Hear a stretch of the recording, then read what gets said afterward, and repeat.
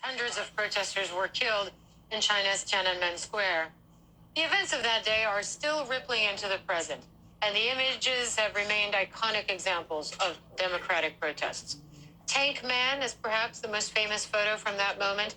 The unidentified man blocked Chinese tanks in the middle of the road the morning after the massacre.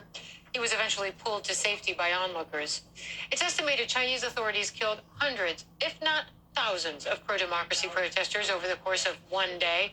An official death toll has never been released, unsurprisingly. The Chinese government tightly controls any mention of even the name Tiananmen Square in relation to what happened. Not only does Beijing block all of our TV reporting about the massacre, but Chinese censors have gone further today. China's firewall has shut off access to CNN.com and many other news outlets. Earlier today, our Matt Rivers was reporting live from Beijing. He was talking about Tiananmen Square when all of a sudden, undercover security forces showed up to harass and interfere with his live report.